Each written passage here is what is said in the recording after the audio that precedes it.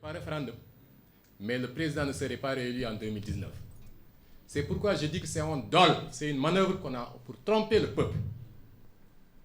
Si on a aujourd'hui une intention de se représenter, cela veut dire qu'on a trompé le peuple. On a manipulé le peuple, on ne lui a pas dit la vérité.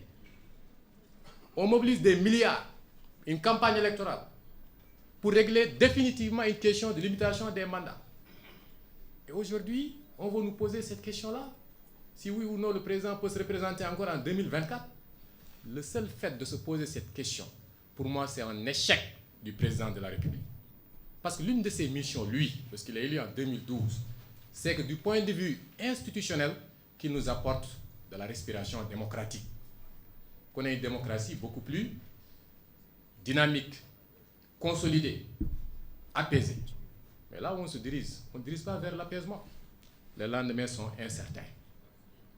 Je dis bien, la durée du mandat est très différente du nombre de mandats. Ça n'a rien à voir.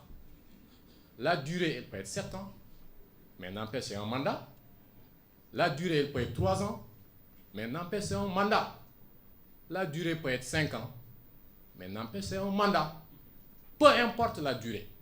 Le mandat, c'est un mandat parce que c'est l'acte d'habiliter quelqu'un à exercer le pouvoir. Ça a été fait en 2012 et ça a été fait en 2019. C'est fini. C'est ça ma conviction. Le reste, nul, cela signifie quoi? Nul. Personne, que vous soyez courte, grande de taille, noire ou blanc, peu importe. Personne ne peut faire plus de 2 mandats consécutifs. Ne peut exercer plus de 2 mandats consécutifs. J'ai dit, cette disposition-là, ce qui l'a motivé, en fait, il y avait de l'existant quand même. On avait déjà limité les mandats depuis 2001. On vient corser encore pour qu'il n'y ait plus de doute. Renforcer, aggraver. Le constituant a voulu être beaucoup plus sévère avec cette limitation. Donc, à partir de ce moment, c'est clair. On ne cherche plus à l'affaiblir ou à l'assouplir.